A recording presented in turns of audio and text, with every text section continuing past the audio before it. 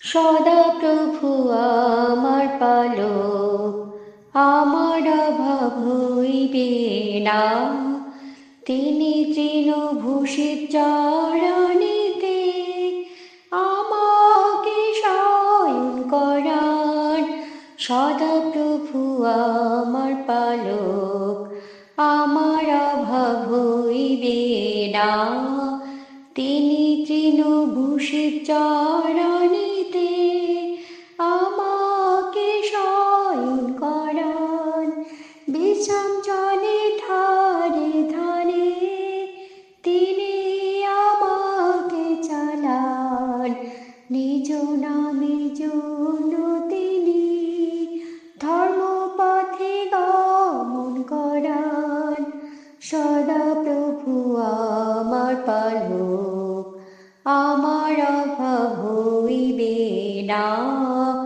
তিনি তৃণভূষিত চরণীতে আমাকে শয়ন করান। তোমার বাক্য আমার চিত্তের ধ্যান, তোমার দৃষ্টিতে গ্রাহ্য হোক। জয় যিশু। প্রিয় শ্রোতা বন্ধুরা, আশা করি সবাই ভালো আছেন।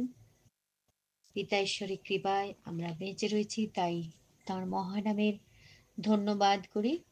আজ সপ্তাহের প্রথম দিন, সোমবার। পিতা ঈশ্বরের আমরা ধন্যবাদ করি, আর আপনাদের সবাইকে জানাই প্রভু যিশুর নামে সুস্বাগতম আমার এই ছোট্ট অনুষ্ঠানে। আজকে আমরা যে পাঠটি পড়ব সেটা আমরা পাই পবিত্র শাস্ত্র বাইবেলের পুরাতন নিয়মে গীতসংহিতা 23 সংখ্যা। গীতসংহিতা 23 সংখ্যা হলো দায়ুদের সঙ্গীত। দায়ুদ যিশয়ের অষ্টম পুত্র। তিনি মেষপালক ছিলেন, আর তিনি ছিলেন সঙ্গীতজ্ঞ, কেননা তিনি বীণা বাজিয়ে গান গাইতেন। সব সময় তিনি গান রচনা করতেন। গীতসংহিতা 23 সংখ্যা তাঁরই রচনা। সাধু দায়ুদের সঙ্গীত আমরা শুনি। সদাপ্রভু আমার পালক, আমার অভাব হইবে না। তিনি তৃণভূষিত চরানিতে আমাকে শয়ন করান। তিনি বিশ্রাম জলের ধারে ধারে আমাকে চালান। তিনি আমার প্রাণ ফিরাইয়া আনেন। তিনি নিজ নামের জন্য আমাকে ধর্মপথে গমন করান।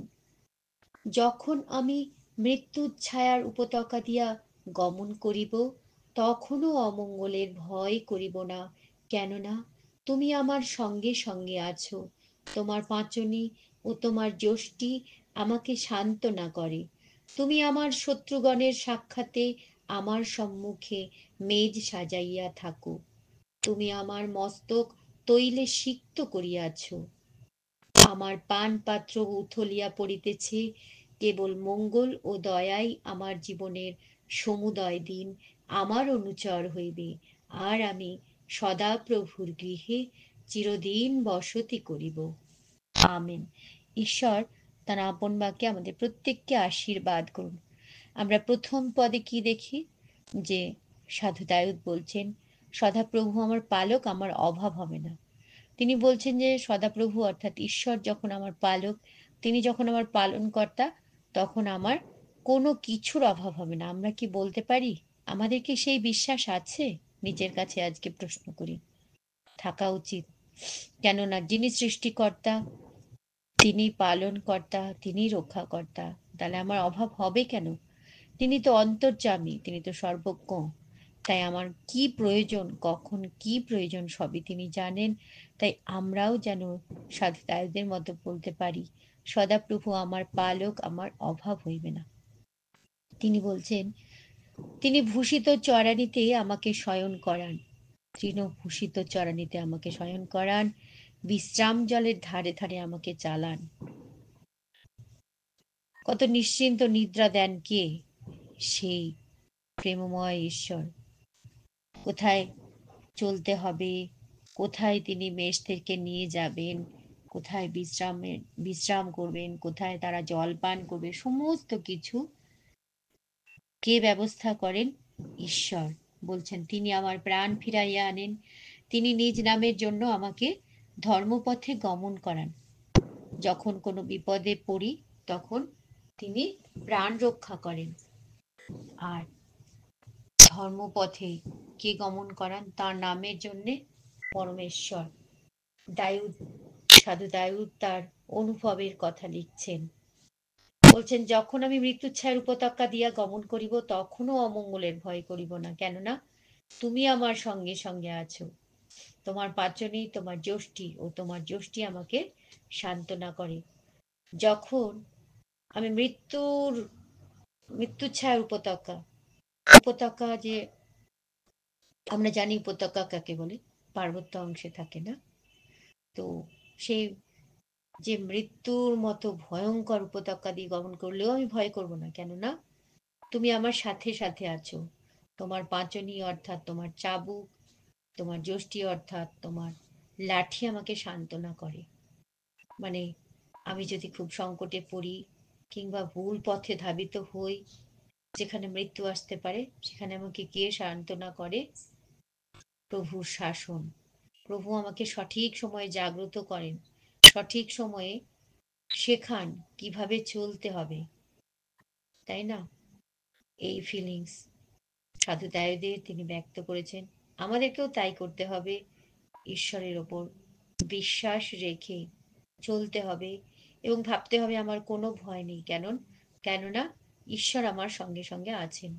তারপর 5 পদে তিনি বলছেন, তুমি আমার শত্রুগণের সাক্ষাতে আমার সম্মুখে মেজ সাজাইয়া থাকো। তুমি আমার মস্তক তৈলে সিক্ত করিয়াছ, আমার পানপাত্র উথলিয়া পড়িতেছে। কত সুন্দর বাক্য। তিনি বলছেন যে ঈশ্বর তার সম্মুখে তার শত্রুদের সাক্ষাতে মেজ সাজিয়েছেন। শত্রুর হাতে পড়ার কোনো সম্ভাবনা নেই। তিনি রক্ষা করছেন মেজ স্বরূপ। মেজ অর্থাৎ টেবিল, তাই না? ইংলিশে আমরা টেবিল বলতে পারি। তো অর্থাৎ শত্রুর কাছেও যে পতিত হব এমন নয়, শত্রুর হাতেও পড়বো না, কারণ তিনি তো আমাকে সুরক্ষা দিচ্ছেন।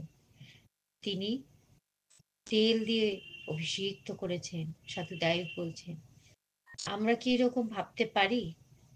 আমাদেরও বিশ্বাস রাখতে হবে ঈশ্বরের উপর, যে তিনি সমস্ত বিষয়ে আমাকে সুরক্ষা দেবেন, কোথাও কোনো বিপদ আমাকে ছুঁতে পারবে না। যদি বিশ্বাস করি, যদি ঈশ্বরের ধন্যবাদ করি, তার আরাধনা করি, নিশ্চয়ই তিনি সুরক্ষা দিবেন। বলছেন সাধু দায়ুদ শেষ পদে, কেবল মঙ্গল ও দয়াই আমার জীবনের সমুদয় দিন আমার অনুচর হইবে। মঙ্গল আর দয়া অনুচর অর্থাৎ সঙ্গী হবে, প্রত্যেক দিন আমার সঙ্গী হবে মঙ্গল আর দয়া। কার সেই মঙ্গল? কে করবেন দয়া? প্রেমময় ঈশ্বর। প্রেমময় ঈশ্বর, সেই রক্ষাকারী ঈশ্বর, পালক ঈশ্বরের মঙ্গল আর যদি দয়া আমার সঙ্গী হয়, তাহলে কি আমার কোনো বিপদ আসতে পারে? আসতে পারে না। আর আমি চিরদিন সদাপ্রভুর গৃহে চিরদিন বসতি করিব। আর আমি চিরকাল সদাপ্রভুর গৃহে বাস করব। আমরা যদি সদাপ্রভুর কাছে সব সময় থাকি, যদি সদাপ্রভুকে অনুসরণ করি, যদি ঈশ্বরের বাধ্য হই, যদি আমরা বিশ্বাস করি তিনি আমার সঙ্গে সঙ্গে আছেন, তাহলে তার জন্য আমাদের ঈশ্বরের গৃহে থাকতে হবে। শয়তানের গৃহে গেলে হবে না। ঈশ্বরের বিপরীত যে একজন আছে, যাকে আমরা দিয়াবল বা শয়তান বলি, তার অনুসরণকারী হলে হবে না। ঈশ্বরকে অনুসরণ করতে হবে, তার উপর বিশ্বাস রাখতে হবে, তবেই আমরা এই ধরনের বাক্য বলতে পারবো। আমরা বিশ্বাস করতে পারবো যে হ্যাঁ, তিনি আমার পালক, তিনি আমার চালক। তার জন্য তো আমাকে ঈশ্বরের কাছে যেতে হবে, তার স্তুতি প্রশংসা আরাধনা করতে হবে, তবেই আমরা গাইতে পারবো, সদাপ্রভু আমার পালক, আমার অভাব হইবে না। প্রিয় শ্রোতা বন্ধুরা, আমরা আজ সপ্তাহের প্রথম দিন এই বাক্য অধ্যয়ন করে দিন শুরু করি।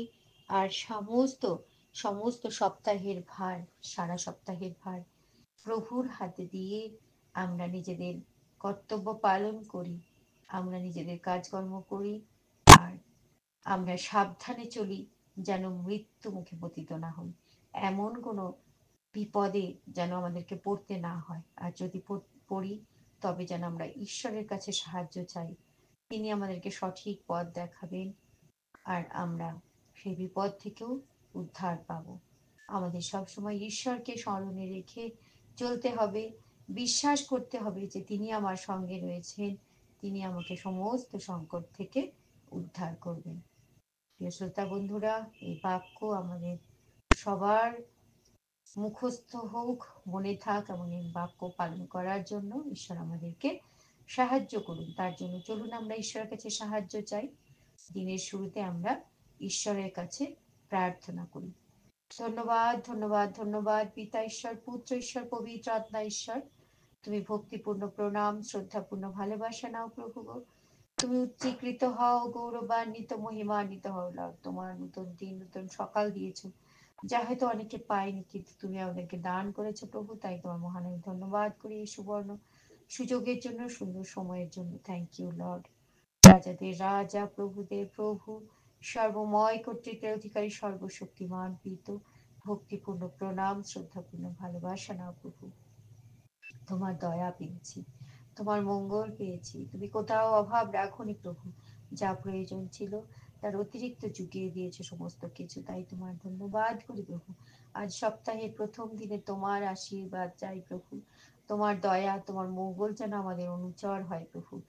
যেন তোমাকে কেন্দ্র করে, তোমার দয়াকে সাথে নিয়ে, তোমার মঙ্গলকে সাথে নিয়েই আমরা চলতে পারি জীবনের প্রতিটি মুহূর্ত।